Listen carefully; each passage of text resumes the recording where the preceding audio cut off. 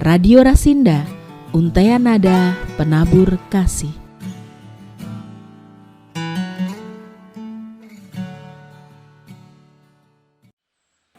Salam, salam sehat buat kita semua, saudaraku yang dikasihi Tuhan. Puji bagi nama Tuhan. Kasih Tuhan, pemeliharaan Tuhan senantiasa tercurah atas kita semua. Sampai hari ini kita diberikan kesehatan, berikan umur panjang, itu semua karena berkat Tuhan yang luar biasa kepada kita. Haleluya, haleluya. Saudaraku, ketemu lagi di dalam acara Sejati dan kita akan merenungkan firman Tuhan, kita akan belajar firman Tuhan bersama-sama, diambil dari kitab Lukas pasal 13 ayat yang ke-10 sampai 13. Demikian firman Tuhan, saya akan bacakan buat Bapak Ibu, saudara semua yang dikasihi Tuhan.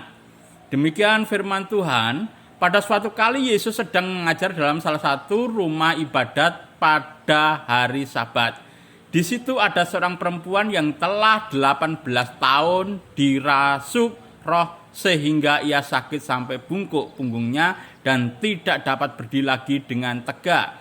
Ketika Yesus melihat perempuan itu, ia memanggil dia dan berkata kepadanya, "Hei ibu, penyakitmu telah sembuh." Lalu ia meletakkan tangannya atas perempuan itu dan seketika itu juga berdirilah perempuan itu dan memuliakan Allah. Haleluya, puji Tuhan saudaraku. Dan renungan saat ini, firman Tuhan saat ini yang akan saya sampaikan dalam acara ini berjudul Mujizat di Hari Sabat. Saudaraku, di dalam cerita ayat yang barusan kita dengarkan tadi, ada dua tokoh, yaitu ada seorang perempuan yang sudah 18 tahun menderita sakit dan Tuhan Yesus. Saudaraku yang dikasihi Tuhan, kita akan mencoba menyelidiki, membayang-bayangkan apa yang dirasakan seorang ibu itu yang telah menderita sakit selama 18 tahun. Bagaimana keadaannya? Saudaraku yang dikasihi Tuhan, bahwa ibu ini telah menderita sakit bungkuk karena dirasuk roh jahat selama 18 tahun. Selama 18 tahun, saudara. Wow. Selama 18 tahun, waktu 18 tahun ini bukan waktu yang pendek, saudaraku yang dikasihi Tuhan. Ditambah di dalam kondisi dia mengalami kesakitan atau menderita, dalam kondisi cacat fisik, dalam kondisi dia tidak bisa melakukan berbagai hal secara leluasa alias sangat dibatasi karena kondisinya yang tidak memungkinkan itu, saudara-saudara. Tentu ibu ini di dalam kondisi seperti itu selama 18 tahun, hidupnya dalam kondisi yang tidak menyenangkan, alias hidupnya itu susah. Aktivitas gerak tubuhnya sangat terbatas. Dia tidak bisa melakukan berbagai kegiatan karena kondisi tubuh yang cacat itu. Dan saudaraku, secara psikologis mungkin juga ibu ini dalam kondisi beban mental yang berat. Karena mungkin ada perasaan malu dengan orang-orang di sekitarnya di dalam kehidupan bermasyarakat. Jika bertemu dengan orang, tentu ada perasaan malu alias minder. Belum lagi kalau ada dalam masyarakat itu yang memandangnya dengan pandangan yang sinis atau terucap dengan kata-kata yang menghina, itu menambahi tentunya beban berat secara psikologis buat ibu ini. Jadi ibu ini secara fisik menderita sakit dan dalam kondisi cacat, tetapi juga secara psikologis dia punya beban yang berat. Namun saudara-saudara yang dikasihi Tuhan, sungguh luar biasa ibu ini. Minimal dia bisa bertahan selama 18 tahun dalam kondisi menderita kesakitan dan cacat. Ibu ini tidak berputus asa di dalam kondisi sakit atau cacat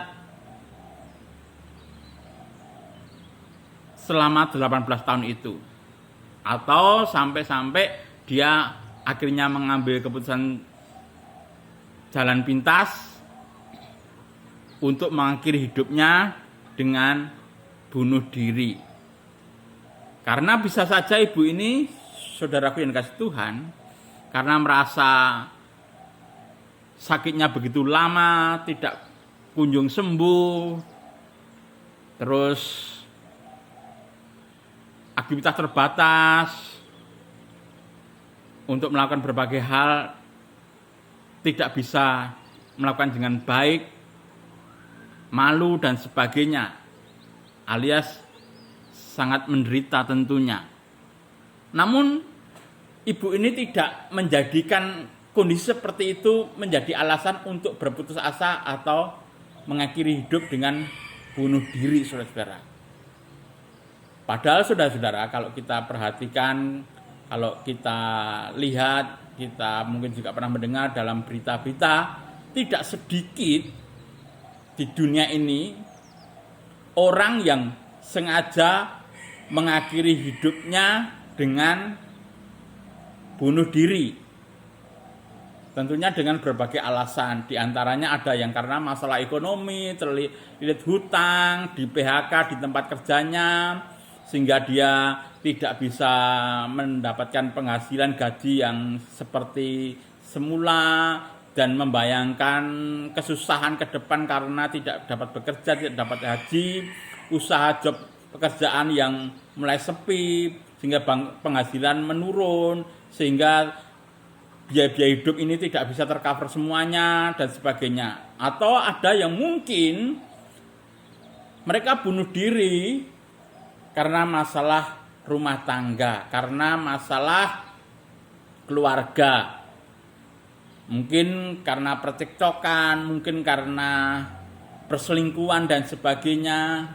Atau bagi anak-anak muda, mereka yang memiliki masalah pasangan hidup, masalah pacar, diputus orang yang dikasihinya, orang yang dicintainya, sehingga dia sakit hati, kecewa, dan malu dan sebagainya, sehingga dia ada yang sampai mengambil jalan pintas itu, yaitu mengakhiri hidup dengan bunuh diri.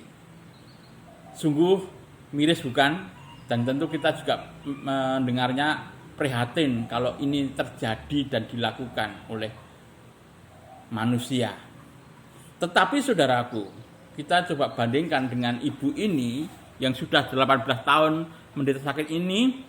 Ia tidak mau melakukan cara seperti itu atau menghadapi masalah penderitaannya itu dengan bunuh diri.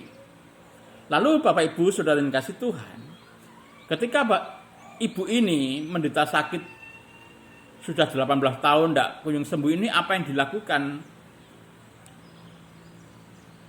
dalam hariannya atau dalam kehidupannya atau dalam mencari solusi untuk mendapatkan kesembuhannya itu, yaitu menderita sakit bungkuk karena dirasuk roh jahat itu. Saudara yang kasih Tuhan, pada suatu hari ketika hari Sabat, saudaraku yang dikasihi Tuhan, walaupun ibu ini menderita sakit,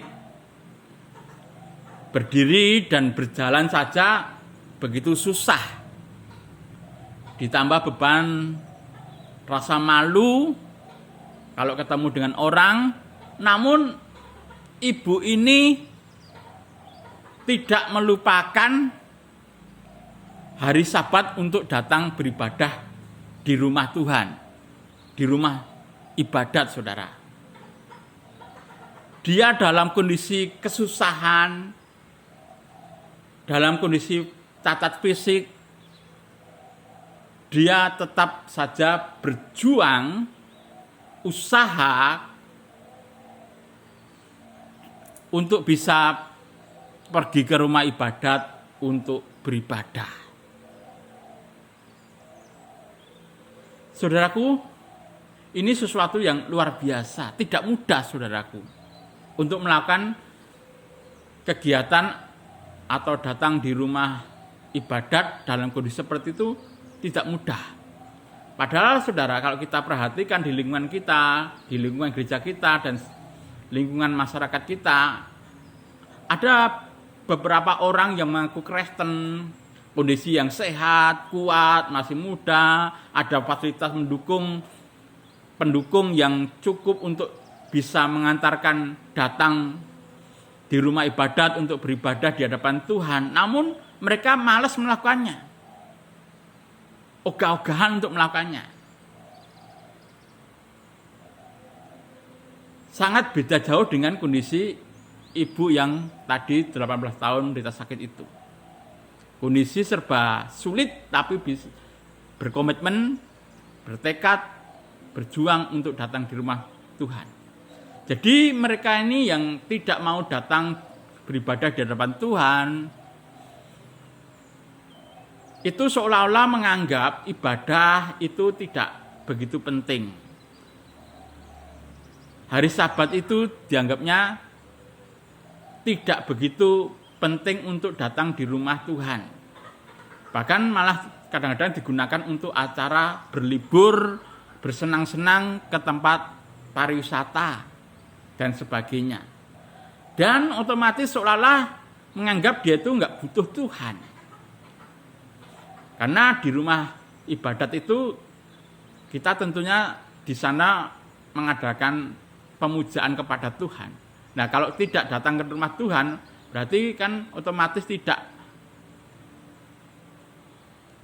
bisa bertemu Tuhan di rumah ibadat itu. Jadi seolah-olah tidak penting bertemu Tuhan di hari Sabat. Padahal saudara-saudaraku yang dikasih Tuhan, manusia itu kalau kita menyadari sangat terbatas. Kita ini tidak sempurna. Dan kita tidak tahu hari esok, masa depan kita nggak tahu. Apakah tetap baik atau tidak baik kita nggak tahu. Bisa saja sewaktu-waktu terjadi sesuatu hal yang tidak inginkan dalam kehidupan kita. Maka kalau kita menyadari bahwa kita ini terbatas sebagai manusia yang tidak sempurna, kita butuh Tuhan, tentunya ada satu kerinduan dan merasa butuh dengan Tuhan, dan ada usaha untuk menjaga fellowship dengan Tuhan, beribadah dengan Tuhan, memuja Tuhan. Ada beberapa kasus saudara-saudara. Di negeri ini ada beberapa artis yang masih muda, populer, sedang naik daun dan sebagainya.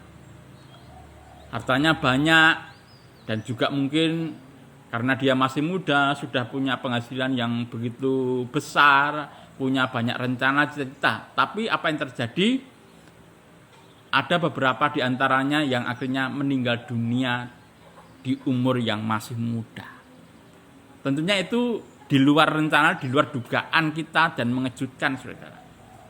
Nah, itulah satu peringatan kepada manusia, kita ini sangat terbatas saudara. Bisa saja sesuatu hal terjadi tanpa di luar dugaan kita. Atau membuat cita-cita kita atau rencana kita menjadi mau nggak mau harus dihentikan karena sesuatu hal. Mungkin bisa saja terjadi sakit dan meninggal dunia dan sebagainya. Nah itu saudara-saudara. Kondisi saat ini seperti itu. Tetapi ibu ini saya katakan walaupun dia kondisi yang banyak rintangan, namun dia tetap datang di rumah Tuhan. Dan apa yang dialami dan didapat seorang ibu ini saat hari Sabat datang di rumah Tuhan. Sungguh di luar dugaan juga, anugerah besar yang luar biasa dia dapatkan, yaitu ketika dia di rumah ibadat itu dia ketemu dengan Tuhan Yesus. Allah yang telah menjadi manusia untuk menolong manusia. Tentu itu harapan kita semua saat beribadah di rumah Tuhan itu bisa bertemu, berkomunikasi, kontak, berfellowship dengan Tuhan. Dan itu dialami, dirasakan, terjadi pada ibu ini. Yang sebenarnya kita itu manusia yang berdosa, itu tidak layak di hadapan Tuhan. Tidak berhak menghadap Tuhan karena dosa yang telah memisahkan kita. Namun karena kebaikan Tuhan Allah kita, dia berkenan menjadi manusia untuk menyapa kita, menghampiri kita. Ia yang transenden atau jauh berkenan datang menjadi manusia, mendekat kepada manusia dan tinggal bersama kita. Dan menjadi Allah yang Immanuel. Tuhan beserta kita. Haleluya. Itu adalah suatu anugerah Tuhan jika kita mendapatkan kesempatan, mendapatkan anugerah untuk bisa menghadap kepada Tuhan, untuk bisa memuja Tuhan, untuk bisa mendekat kepada Tuhan. Itu adalah satu kemurahan Tuhan. Maka daripada itu jangan disia-siakan saudara. Dan ibu ini tidak menyanyiakan itu, kesempatan itu digunakan untuk dia bisa datang di rumah Tuhan dan bertemu dengan Tuhan. Lalu apa yang dialami ibu itu setelah bertemu dengan Tuhan Yesus, saudara-saudara? Tuhan Yesus ketika melihat ibu ini, dia memanggil ibu itu dan mengatakan bahwa engkau sudah sembuh. Lalu Tuhan Yesus ini meletakkan tangannya ke atasnya dan seketika itu juga sakit yang dideritanya selama 18 tahun itu langsung hilang, saudara. Ibu ini langsung bisa berdiri tegak dan memuliakan Tuhan. Luar biasa, saudara. Itulah Yesus, saudara. Dia begitu perhatian, begitu baik ketika melihat orang yang menderita, yang telah berusaha datang kepadanya, datang beribadah kepada Tuhan, dan Tuhan tidak menyanyiakan itu, dan Tuhan langsung menyapanya dan memberikan kesembuhan kepada dia. Dan ibu ini akhirnya mendapatkan satu jawaban atas pergumulannya selama 18 tahun dalam penderitaannya sebagai orang yang cacat fisiknya, bungkuk tubuhnya. Saat itu juga bisa sembuh dan bisa berdiri dengan tegak. Itu suatu anugerah yang luar biasa, bonus daripada saat dia ketemu dengan Tuhan Yesus. Itulah yang dinanti-nanti ibu itu selama 18 tahun, saudara. Dan apa yang dilakukan ibu itu ketika dia sembuh, ketika dia bisa berdiri tegak, saudara. Tentu dia sangat bersukacita dan sangat senang. Karena dia telah sembuh dari penderitaan yang selama itu menyiksanya selama 18 tahun, saudara. Dan yang dilakukan ibu itu selain hatinya senang dan sukacitanya itu diwujudkan dalam bentuk memuliakan nama Tuhan. Artinya dia mengucap syukur, berterima kasih kepada Tuhan dan menyadari bahwa kesembuhannya itu datangnya dari Tuhan. Anugerah Tuhan bahwa dia sembuh itu karena Yesus, saudara-saudara. Maka dia tidak melupakan untuk memuliakan nama Tuhan. Banyak loh, saudara. Orang yang sudah diberkati Tuhan akhirnya melupakan Tuhan. Tidak memiliki rasa syukur kepada Tuhan itu banyak, saudara-saudara. Nah, tapi ibu ini, saudara, ketika dia mendapatkan kesembuhan, dia memuliakan nama Tuhan. Sehingga perjuangan dan usahanya pada hari Sabat untuk datang beribadah kepada Tuhan, saudara, tidak sia-sia. Berkat Tuhan yang luar biasa telah dicurahkan atasnya. Haleluya. Dan di dalam ayat ini menunjukkan bahwa Yesus itu sungguh Allah yang penuh kuasa, Allah yang maha kuasa yang sanggup melakukan banyak mujizat dan keajaiban. Sehingga sakit penyakit yang sepertinya itu sulit disembuhkan, sudah lama penyakit itu diderita ibu itu, namun di tangan Tuhan Yesus dengan mudah penyakit itu telah sembuh. Atau maksudnya ibu ini sudah sembuh, menjadi sembuh, penyakitnya pergi, saudara-saudara, karena kuasa Yesus. Dan Yesus sungguh menunjukkan Allah yang baik, yang memperdulikan orang-orang yang dalam penderitaan, orang-orang yang rindu mencari pertolongan di hadapan Tuhan, yang rindu membutuhkannya, saudara-saudara. Untuk itu saudaraku yang terkasih dalam Tuhan Yesus, semua para pendengar semuanya dimanapun berada, apa yang didapat dalam kisah ini, dalam ayat yang kita baca ini, pelajaran apa yang kita bisa ambil? 5 apa yang bisa kita ambil? Yang pertama adalah ketika di dalam kondisi yang tidak menyenangkan atau dalam kondisi menderita, dalam kondisi sakit, dalam kondisi penantian, supaya tetap kuat dan sabar untuk menanggungnya. Seperti yang dilakukan oleh seorang ibu itu. Karena harapan pertolongan di dalam Tuhan Yesus dan mujizat selalu ada. Yang kedua, jangan melupakan hari Sabat. Nah ini saudara. Jangan melupakan hari Sabat, jangan melupakan untuk beribadah, jangan melupakan Tuhan, jangan melupakan tanggung jawab kita di hadapan Tuhan. Berusahalah penuhi kewajiban kita, karena kita ini butuh Tuhan. Kita ini manusia yang terbatas. Yang ketiga, Tuhan Yesus itu maha kuasa dan maha baik.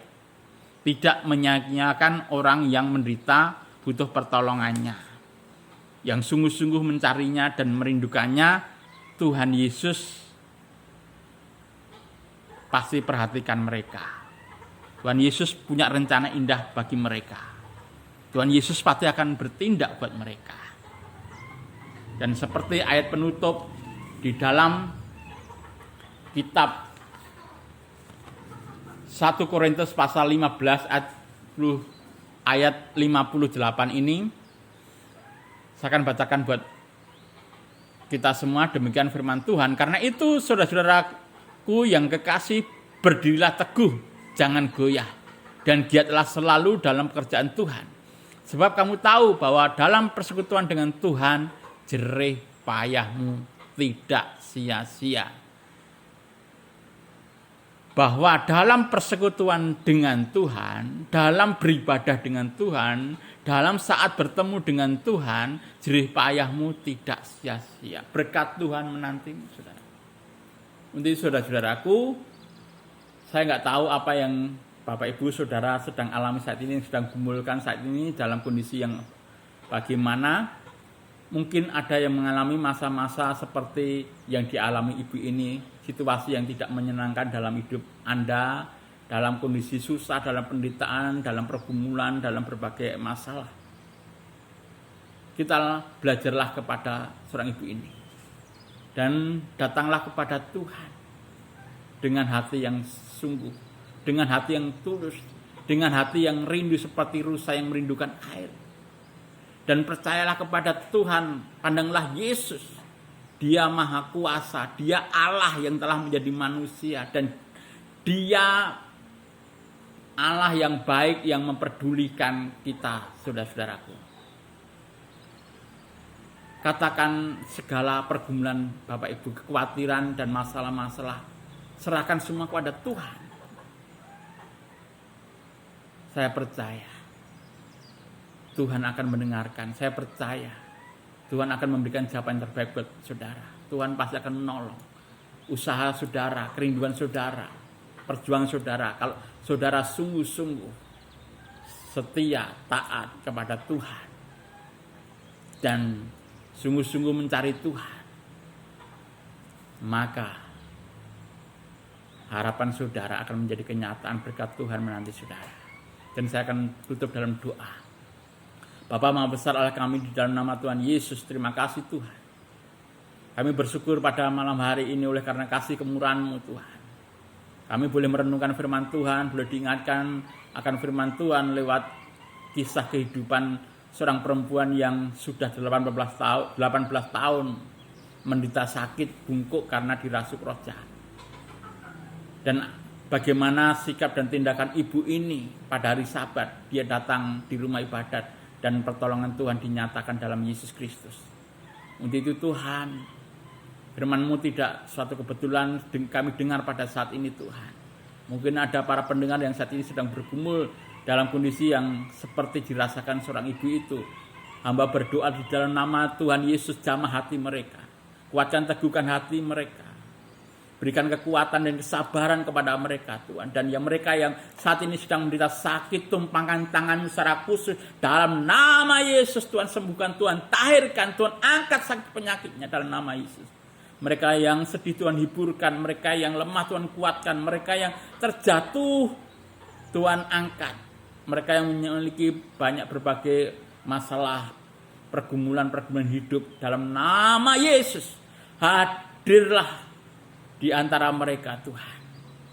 Tolonglah mereka Tuhan. Berikan pencerahan, berikan solusi, berikan jalan keluar yang terbaik buat mereka Tuhan. Supaya mereka Tuhan yang selama ini mereka dalam penantian penuh dengan cucuran air mata boleh tersenyum dan tertawa mendapatkan kelegaan daripada Engkau.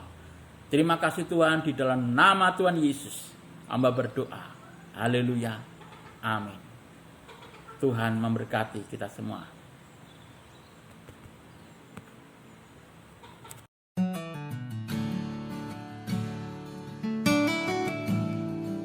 Radio Rasinda, Untaian Nada Penabur Kasih.